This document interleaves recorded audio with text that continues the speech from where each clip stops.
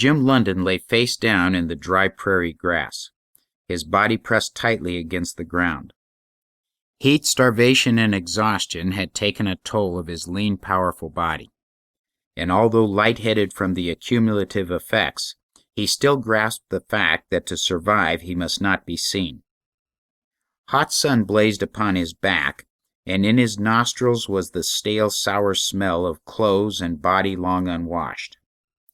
Behind him lay days of dodging Comanche war parties and sleeping on the bare ground behind rocks and under bushes. He was without weapons or food, and it had been 9 hours since he had tasted water. With that only dew he had licked from leaves. The screams of the dying rang in his ears amid the sounds of occasional shots and the shouts or war cries of the Indians. From a hill almost 5 miles away he'd spotted the white canvas tops of the Conestoga wagons and had taken a course that would intercept them. And then in the last few minutes before he could reach their help, the Comanches had hit the wagon train. From the way the attack went, a number of the Indians must have been bedded down in the tall grass, keeping out of sight, and then when the train was passing, they sprang for the drivers of the teams. The strategy was perfect, for there was then no chance of the wagon train making its circle. The lead wagons did swing, but 2 teamsters were dead and another fighting for his life, and their wagons couldn't be turned. The 2 lead wagons found themselves isolated from the last 4, and were hit hard by at least 20 Indians. The wagon whose driver was fighting turned over in the tall grass at the edge of a ditch, and the driver was killed. Within 20 minutes after the beginning of the attack, the fighting was over, the wagons looted, and the Indians were riding away, leaving behind them only dead and butchered oxen, the scalped and mutilated bodies of the drivers, and the women who were killed or who had killed themselves. Yet Jim London didn't move. This was not his first crossing of the plains, nor his first encounter with Indians. He'd fought Comanches before, as well as Kiowas, Apaches, the Sioux, and Cheyenne.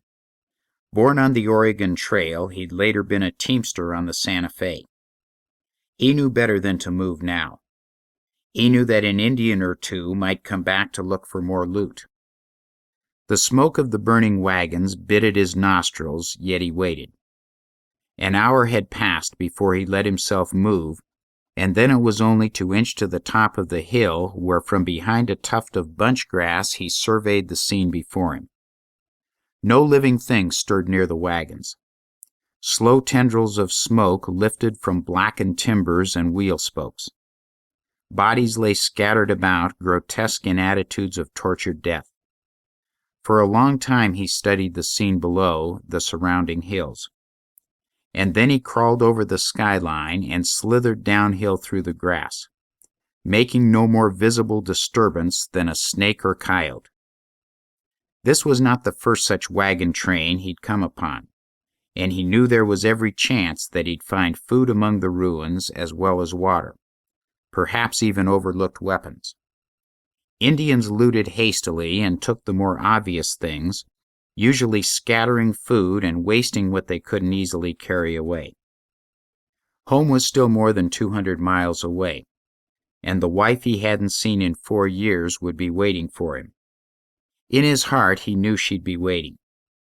During the war the others had scoffed at him. "Why, Jim, you say yourself she don't even know where you're at.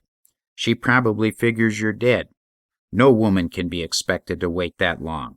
Not for a man she never hears of, and when she's in a good country for men and a bad one for women. She'll wait, I know Jane. No man knows a woman that well, no man could. You say yourself you come east with a wagon train in '61, now it's '64. You been in the war, you been wounded, you ain't been home nor heard from her, nor she from you. Worst of all, she was left on a piece of ground with only a cabin built, no ground broke, no close-up neighbors. I tell you, Jim, you're crazy. Come go to Mexico with us." "No," he said stubbornly, "I'll go home. I'll go back to Jane. I come east after some fixin's for her, after some stock for the ranch, and I'll go home."